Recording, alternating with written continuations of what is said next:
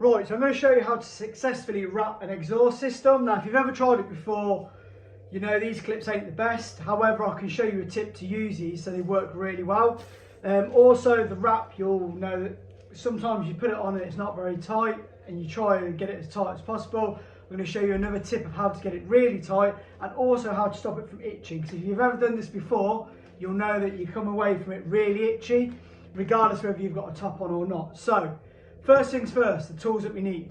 So obviously you need your exhaust, you've got your heat wrap, and then with the heat wrap you'll have some of these ties, which is cool. You want additionally some just normal zip ties. They just help you hold things, because if you've only got two hands you kind of need three at some points. So some zip ties, some long nose pliers. You also want a precision screwdriver or something that's really thin and you can poke with. I'll explain why in a minute. Some side cutters or some kind of snips. They're just for snipping kind of these bits down. So you can just use the pit and the pliers if you're not too bothered about what pliers. And then a very important one, a bucket of water. Now that could be warm water, cold water. It just needs to be clean water, ideally in a clean bucket. Now the first thing you want to do is take your cellophane off of the heat wrap and chuck it in the bucket of water. You'll find that there's a pin in here. You also need to take that out. I'll send all of them, but it doesn't really matter too much. Just chuck it in your bucket of water and leave it to soak for 5 minutes.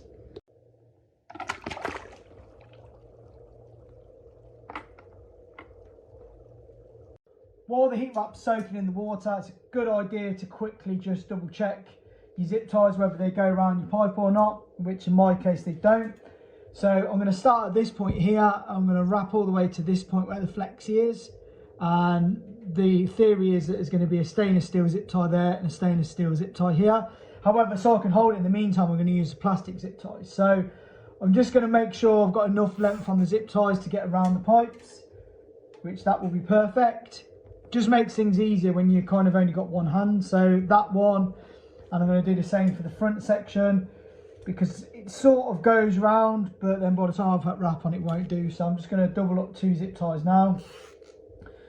So it'll mean that when I come to do it, I'll be able to hold the wrap with these zip ties temporarily, and then it means I've got then 2 hands free to put the proper stainless ones on. Now the reason for soaking the heat wrap as it is 2 reasons.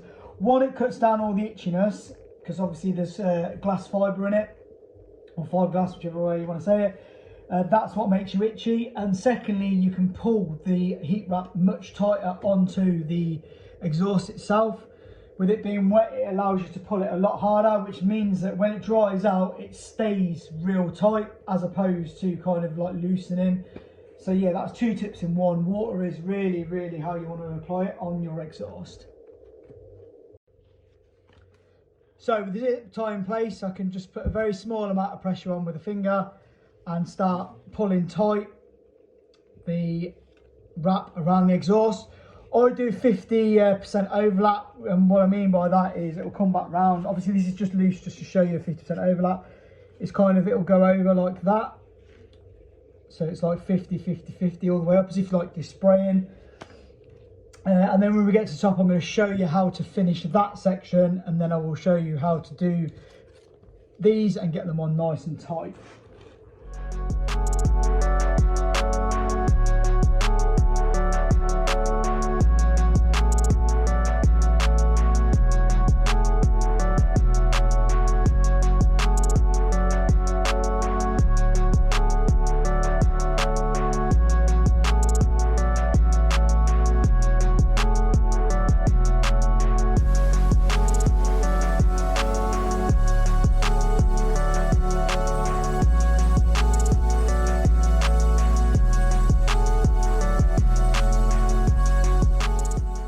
So you've wrapped it, you've got your 2 temporary zip ties in place, which means now you've got 2 free hands, which is always good, because normally you would be kind of trying to hold this tight and apply this kind of stainless zip tie to it, which is really hard to do, and it's really hard to kind of keep this nice and tight.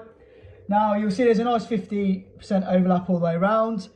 If the first section, because it's tapered out, if that does undo itself very slightly, at this stage you can just really twist. I mean, it's really tight on mine, but you can twist it the opposite way around, which will in fact then tighten up the wrap.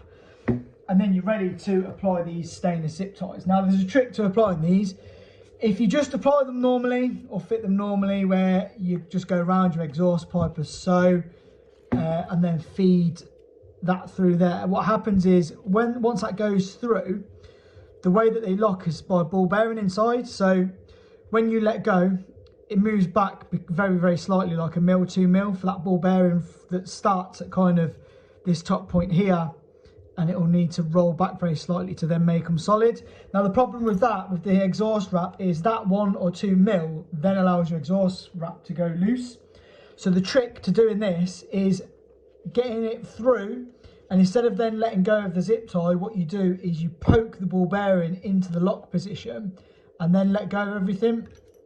So you pre-locking before kind of anything undoes or gets loose, and you're removing that 1 to 2 mil play in it, which will then keep your exhaust wrap nice and tight. So I've had to double up some of these wraps because obviously again I'm using 4-inch, so your ends kind of, I terminate my ends by cutting it and bending over, but I'm going to show you how to do that in a minute. But it just means that you've got nothing that you're going to catch yourself or cut yourself on. So I'll show you on this first bit how to apply this as a single tie and how to do the ball bearing locking mechanism. So the first thing you want to do is do the first zip tie, making sure not to kind of go over the top of your temporary cable tie. If this is in the way, you can move it, you can just cut it, hold it and just move it. However, I'm going to attempt to do it without moving it. So I'm going to wrap the zip tie around where it needs to go, thread it through the hole. It's just coming out the other side. And I'm going to take some long nose pliers. I'm going to pull it nice and tight if I can get onto them, what I could do with better pliers.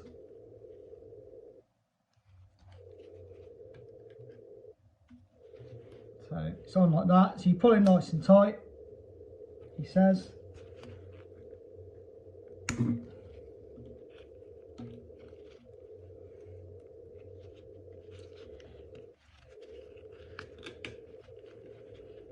And then at this stage, you want to get this and push it down where the ball bearing is. So pull it tight.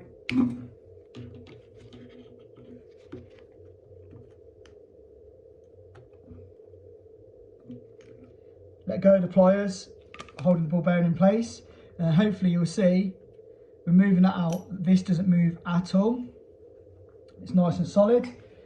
So we can remove the temporary zip tie out of the way.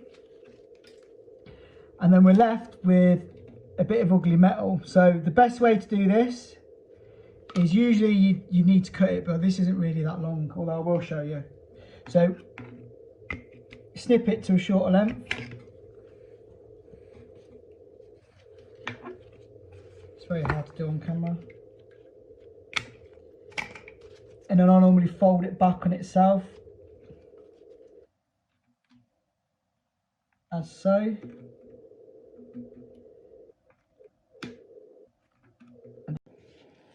Right, so the plastic cable tie has been cut off and I've put the first tie on. I'm going to show you up close how to do the ties now. Basically the first one's on nice and tight, wrap's not going anywhere. So it's onto this top one. Now the top one's going to be a bit more tricky because I've had to double up 2 ties. So you'll see that I've got a join in it. I've got the bit that I've kind of cut down and folded over itself. And I'm going to use that then to be the top tie for this section here. So, right, so I flipped it around the back because I want the kind of joint to be sort of hidden when fitted, or at least one of them to be hidden because there is 2 on this. So what you need to do is wrap the tie round. Now you want to wrap it round kind of the lowest point if possible. But basically put this through here, like so. Pull it tight, making sure obviously not to be overlapping the black tie if you can avoid it. which I'm unsure whether I can, the way I've done it. But there is some adjustment afterwards, I'll show you if I need to do it. But yeah, basically you want to pull this as tight as possible. So you'll see that my zip tie probably is in the way. So I'm going to cut that out at this point now because I can hold it really with my hands. So I'm pushing down on this bit, pulling this very tight. Now the problem is the ball bearing at this point is, because I'm pulling it, the ball bearing's going down this bit here, and then to lock it needs to unravel a little bit and the ball bearing goes back into lock position.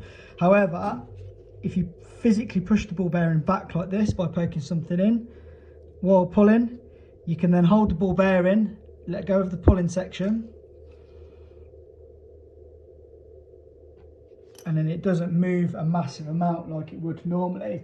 So this bit's fine now. It's basically a case of just trimming the end off and then using some small pliers to bend itself back onto itself so it doesn't kind of catch your hands. So if at any point these ever come loose, which they shouldn't do, it's just a case of just nipping it up again and pushing the ball bearing in. As you can see, that's nice and tight on there. It's obviously still a bit damp at this point. Once the exhaust is up to temperature, if it hasn't dried out naturally, then the exhaust will soon dry it out and it'll be nice and tight. So now it's just a case of carrying on doing the rest of the exhaust.